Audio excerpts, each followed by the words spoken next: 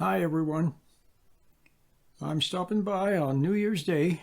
I want to read you a little something from A Guide to True Peace. I'm holding in my hands a new edition that has just been published, which I edited. A Guide to True Peace. It's a beautiful book. This is the back cover. There's a little line there. It's because this is a proof edition. But on the regular edition, there won't be that line there. But what I like about this is that it's, let me see if I can hold it up for you here. It's in large print. It's a large print edition. So it's a handsome book, which my goal was to have a handsome book that is nice as a gift for yourself or for anyone else. But I like the large print. A lot of books nowadays, it seems like they're trying to save money on paper, I guess, and ink. And they have very small print, which is okay, but it's also nice to have large print so you can read it easily. So I want to read something from this beautiful book to start off the new year from. I'm reading from A Guide to True Peace. Chapter 4. All are capable of attaining to inward and spiritual prayer. If all, in other words, if everyone, were solicitous to pursue the spiritual path, shepherds, while they watch their flocks, might have the spirit of primitive Christians, and the husbandman at the plough maintain a blessed intercourse with his Creator. The manufacturer, while he exhausted his outward man with labor, would be renewed in internal strength. Every species of vice would shortly disappear, and all mankind, all humankind, become true followers of the Good Shepherd. Well, I want to comment upon that. First of all, some very important ideas here. The first one, which I saw when I picked this up, this morning, I picked it up and I just started to glance through it until something clicked, until I saw something. And what I saw was the chapter title, All Are Capable of Attaining to Inward and Spiritual Prayer. And the key word there, I think, is inward. Now, I want you to understand something else here, and that is that it says here that if all were solicitous to pursue the spiritual path, then everyone. So here they use the example of shepherds and the farmer at the plow and the manufacturer, but it could be the clerk, the web designer, the Uber driver, the accountant, anyone would, and how did they phrase it? Would be renewed in internal strength. See, there's that word internal again. First it was inward. It said all are capable of attaining to inward and spiritual prayer. Inward, and now internal. And then here's something else that's important. It said every species of vice would shortly disappear and all mankind would become true followers of the Good Shepherd. See, what I want you to see is that, or what I would like to share with you, is that what sustains the human being in it, what would have sustained Adam in his perfect form, so that he would not have changed, he would not have deteriorated, and he and Eve could have lived forever. what would have sustained him would come from the Creator. Constantly sustained. Let me give you an example. You probably know, you've heard, and you've probably experienced it, that when people get sick and they are in bed for a long period of time, their muscles begin to grow weak. There's something about, and it happens in outer space too, when the astronauts are in outer space and they're not subject to Earth's gravity, they begin to deteriorate. So we need that pressure. I'll use the word pressure. We need that pressure from our Creator, just like we all need the pressure of gravity, don't we? And we need the pressure of the atmosphere. So we need the pressure of gravity so that we can remain strong. We need air. We need oxygen to breathe. We need sunlight. Do you see? So we need things to sustain us. Well, everything to sustain the human in its perfect form, in his or her perfect form, would come from the Creator. And does come from the Creator.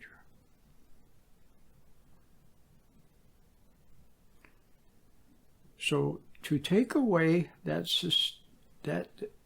sustaining from the Creator would be the same as taking away gravity, taking away oxygen, taking away the atmosphere, the pressure of the atmosphere, taking all of those away. That wouldn't be good. Well, that's exactly what happens to the human being. When we're born, when you're born, you're closest, for most people, you're the closest to God you're ever going to be. You're very close to that spiritual kingdom of God, very close to it. But as you proceed through life, you begin to, in very subtle ways, fall away, or in big ways, but mostly subtle little ways, fall away a little, away from that sustaining. So that eventually you begin to deteriorate mentally, spiritually, and physically. That's why when you're a child you have ideals, but then later you don't have ideals anymore, or they're not the same. It's like in society, you see society deteriorating.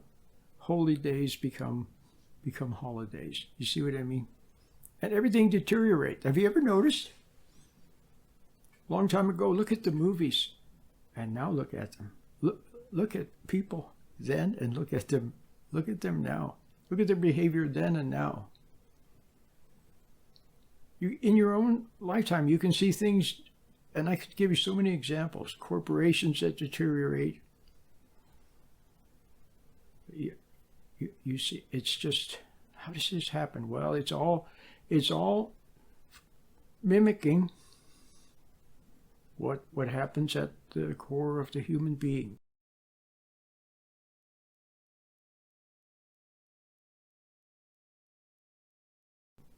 When the human race as a whole, when society, when a people, when a family, when an individual falls away from the Creator, begins to deteriorate. Reason, see, those things that are sustained by and nurtured by the Creator. Reason, understanding, love, patience, order in the body, and order in the family, and order in the home. All of those deteriorate until and eventually become chaos.